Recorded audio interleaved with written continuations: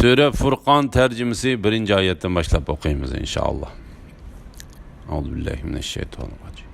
Nihayeti şefkatlik ve mehriban Allah'ın ismi bilen başlayman.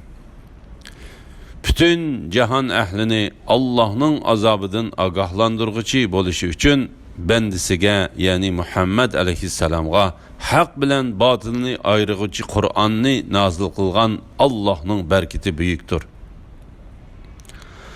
Osmanlarning ve ziminning padişahlığı Allah'a xasdır. Allah'ның balısı yoktur. Padişahlıkta şirkimi yoktur. Allah hemme nersini yarattı. Andın özünün haişi boyunca onunla münasip ölçemini belgiledi. Müşrikler Allah'ını koyup hiç nersini yaratanmaydıgan ve özleri yaratılgan ilahla, yani butlağı ibadet kıldı.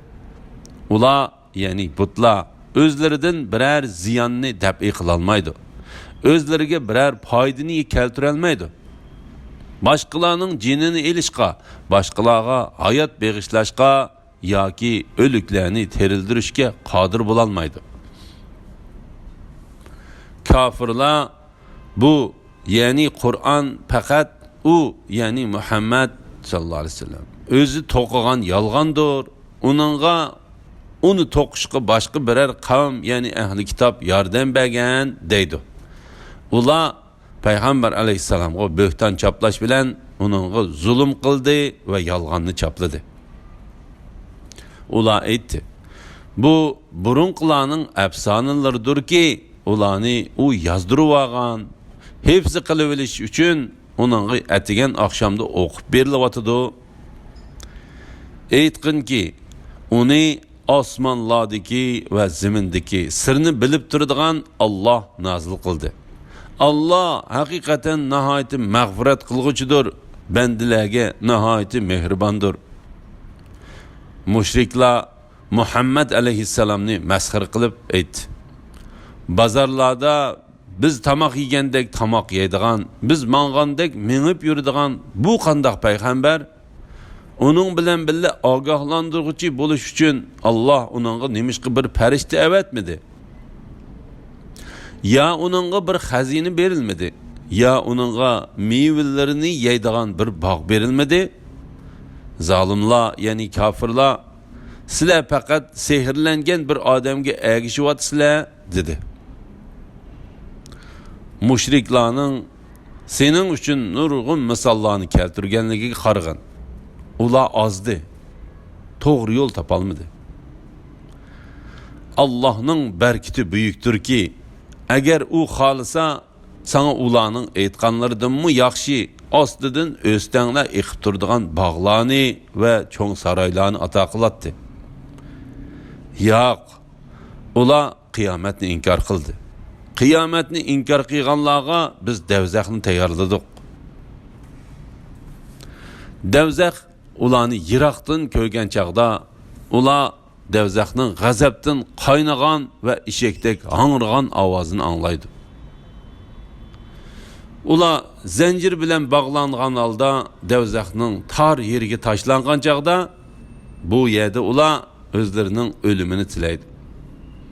Ularga bugun sizlar bir o'limni emas, talay o'limlarni tilanglar deyiladi.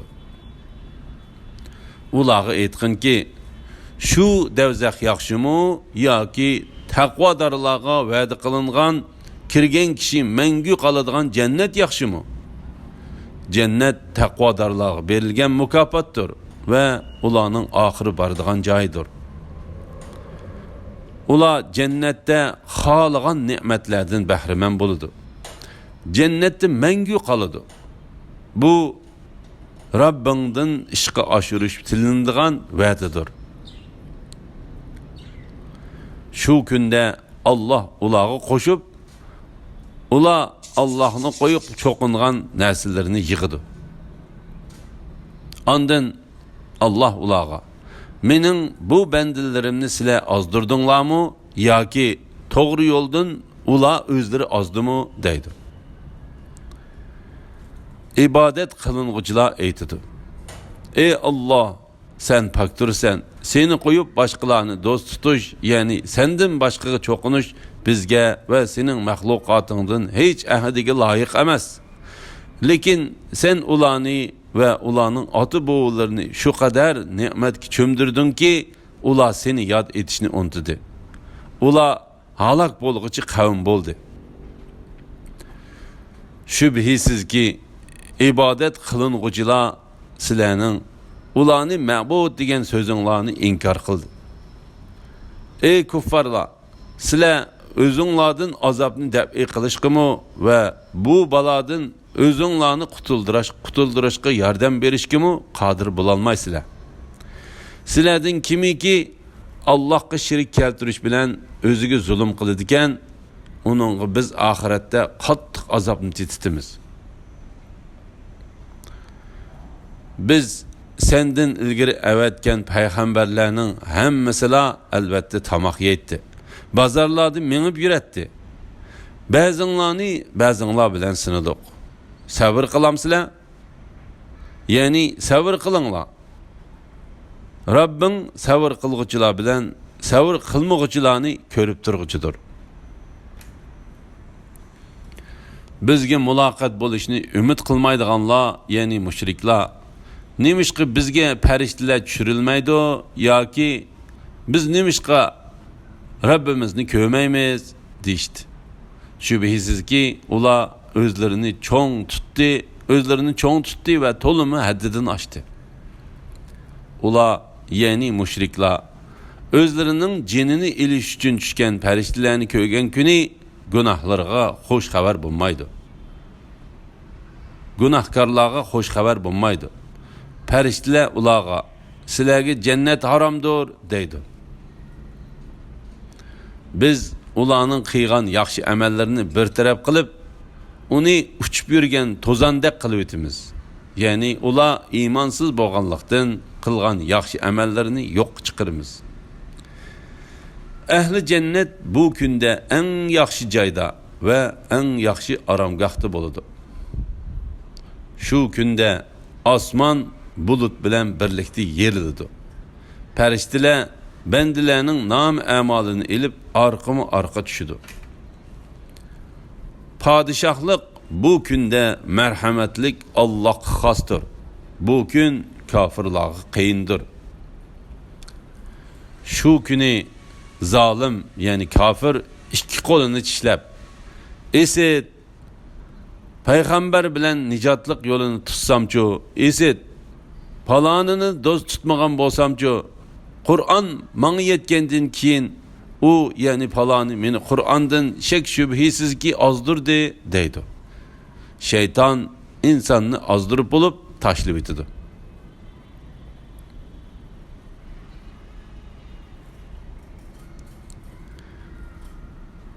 Payg'ambar aytdi: "Ey Rabbim, shubhisizki mening qavmim bu Qur'onni tashlandiq qilib qo'ydi. Shuningdek, ya'ni sana qavmingning mushriklaridan dushmanlarni qilgandek, har bir payg'ambarga bir qism gunohkorlarni uning dushmani qildik. Rabbing yo'l ko'rsatguchi va yordamchi bo'lishga sana yetarlikdir. Kafirlar Qur'on nimishqa uningga, ya'ni Muhammad alayhisalomga bir qitimda nozil qilinmadi dedi. Sening dilingni mustahkam qilish uchun uni parcha-parcha nozil qildik." Ular, ya'ni mushriklar, qandoq bir savolni tashlamasin, uningga qarata biz sana haq javobni va hammadan go'zal tushuntirishni nozil qildik. Ular jahannamga yuzlari bilan so'rildi. Ularning joyi eng yomon, yo'li eng ozg'undir. Shubhisizki biz Musaga kitob, ya'ni Tavratni ato qildik. Hamda uning qarindoshi Harunni uningga yordamchi qildik. Ularga bizning oyatlarimizni inkor qilgan qavmga beringlar dedik. U qavm kufrida ching turganlikdan ularni dahshatli turda halok qildik. Nuhning qavmi payg'ambarlarni inkor qilgan chaqda ularni g'arq qildik hamda ularni kishilarga ibrat qildik. Zolimlarga oxiratda qattiq azob tayyorladik. Ad qavmini, Samud qavmini, Ras ahalisini ve ularning orasidagi nurg'un ummatlarni ham halok qildik. Her bir qavmga nurg'un misollarni bayon qildik. Va'z nasihat unum bermaganlikdan her bir qavmni halok qildik.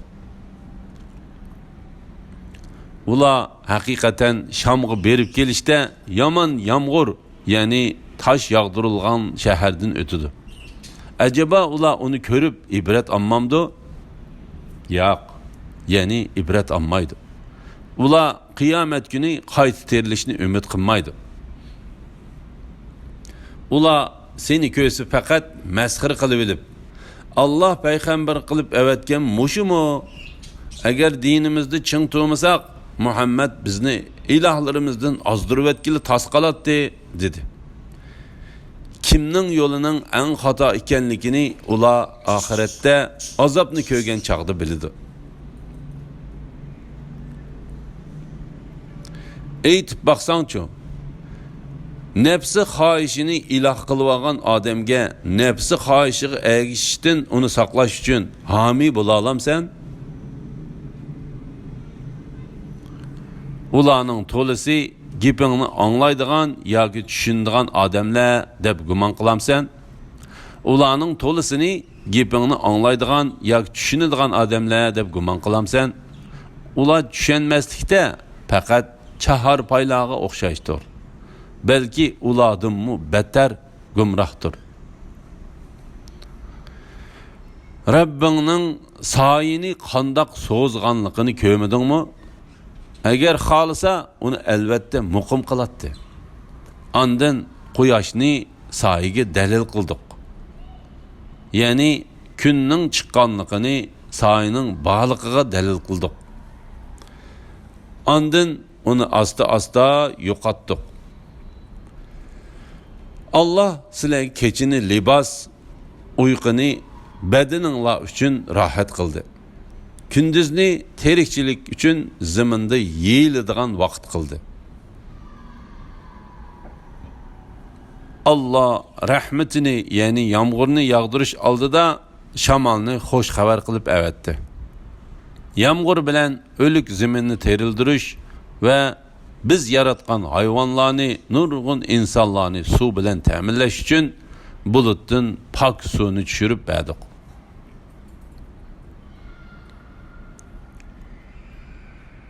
Ularni va'zi nasihat olsun deb yağmurni ularning orasida taqsim qildik. Ya'ni goh u yerga, goh bu yerga yog'dirdik. İnsanlarning to'lisi Allohga kufrlik qiladi. Agar xohlasak, albatta har shaharga bir ogohlantiruvchi, ya'ni payg'ambar avatdik. Shuning uchun kofirlarga itoat qilmagan. Qur'on orqali ularga qarshi paketlarni o'tirg'a qo'yib, barliq kuching bilan kurash qilgan. Allah qudrati bilan biri tatliq bo'lgan, biri tuzliq bo'lgan dengizni ular bir-biriga tutishanga bo'lgan holda qo'yib etdi. Ayrılışıp ketmaslik uchun ularning orasida parda to'sma barpo qildi. Allah insonni abi ma'nidan yaratdi. Uni balalar nisbat berildigan er ve qudu bacılık paydo qiladigan ayoldan iborat ikki xil qilib yaratdi. Rabbing hammaga qodirdir. Ular, yani müşriklar Allah'ını qo'yib, ularga foydami yetkazolmaydigan, ziyonmi yetkazolmaydigan narsalarga cho'qinadi. Kafir Rabbiga osiylik qilish bilan shaytonga yordam berguchidir. Seni faqat cennet bilan xush xabar berguchi, do'zaxdan ogohlantiruvchi qilib avatdik. Aytqinki, men Allah'ның emrini təbliğ qılğanlığımğa sizlərdən heç haq tələb qılmayman. Faqat mening tilaydiganim şu ki, mening dinimga ergishish bilan Rabbi tarafga yo'l elishni xohlaydiganlar yo'l olsin. Hamma ishingda o'lmaydigan mangu hayot Allohga yo'langin. Uningga hamda aytish bilan Allohni pok deb e'tiqod qilgan. u bendilerinin günahlarını toluq bilişte yeterliktir. Allah osmonlarni, ziminni ve ularning orasidagi narsalarni 6 kunda yaratdi. Ondan arsh ustida o'ziga loyiq ravishda qaror oldi. Allah nihoyatda marhamatlikdir. Buni yani Allah'ның büyüklükini biladigan adamdan so'ragan. Sana Allah'ның sifatlarini aytib berdi. Ularga yani müşriklarga Rahman'a yani merhametlik Allah'a secde kılınla değilse ular Rahman degan nima? Sen bizni buyurgan narsaga secde kılamdık deydi. Bu söz ularni imandan texmi yiroqlashtirdi. Osmonda burishlarni yenib turadigan chiroqni, ya'ni kunni va nurliq oyni yaratgan Allohning barkati buyukdir. Allah o'zining qudratini aslamoqchi bo'lganlar yoki o'zining ne'matiga shukr qilmoqchi bo'lganlar uchun kecha bilan kunduzni olmishib turadigan qilib berdi. Merhametlik Allah'ның yaxshi ko'radigan bandalari ziminda o'zlarini töven tutup temkinlik bilen mağdı. Nadonlar ularga yoqtirmaydigan söz qilsa, ular sizlarga omonlik tilaymiz deydi. Yani günah bo'lmaydigan so'zlarni qiladi. Ular kechilarni Rabbiga sajda qilish va qiyomda turish bilan, ya'ni namoz o'qish bilan o'tkazadi. Ular, ya'ni Alloh yaxshi ko'radigan bandalar aytadi. Rabbimiz bizdan jahannam azobini dab'i qilgin. Jahannamning azobi haqiqatan sening dushmanlaringdan ayrilmaydi. Jahannam haqiqatan yomon qarorgohdir, yomon joydir. Ular yani Allah yaxshi ko'radigan bandalar xarajat qilganda isrofchilikmi qilmaydi, bexillikmi qilmaydi. O'ttirhol xarajat qiladi. Ular Allohga ikkinchi bir ma'budni shirk qilmaydi. Allah haram qilgan nahaq odam o'ltirish ishini qilmaydi, zina qilmaydi. Kimki bu gunohlarni qiladigan ahirette u jazoga uchraydi. Qiyomat kuni uningga hasilab azob qilinadi. U mangu azob ichida xorlangan holda qoladi. Faqat ularning ichidan bu dunyodagi chig'ida tavba qilgan, iymon etgan va yaxshi amallarni qilganlar bu holda qolmaydi. Allah ularning gunohlarini yaxshilikka almashtirdi. Allah tolumu mağfiret qilg'uchidir ve merhamet qilg'uchidir. Kimki günahlarga tavba qiladigan ve amelini tuzaydigan, u Allohga yuzlangan bo'ladi. Yani Allah uning tavbasini qabul qilib, buningdan rozi bo'ladi. Ular, yani Allah yaxshi ko'radigan bandalar yolg'on guvohlik bermaydi. Yaman sözünü anlap qalğan çağda Ali canaplık bilen ötüp gidiyordu. Ulağa Rabbinin ayetleri bilen vazi nasihat kılınsa gaz kor bolup olmaydı. Yani onu berilip ihlas bilen anlaydı. Ula ey Rabbimiz bizge ayollarımız ve avlatlarımız arkalık şadlık bağışlışını, yani bizge sana itaat etmen perzent ata kılışını tileyimiz.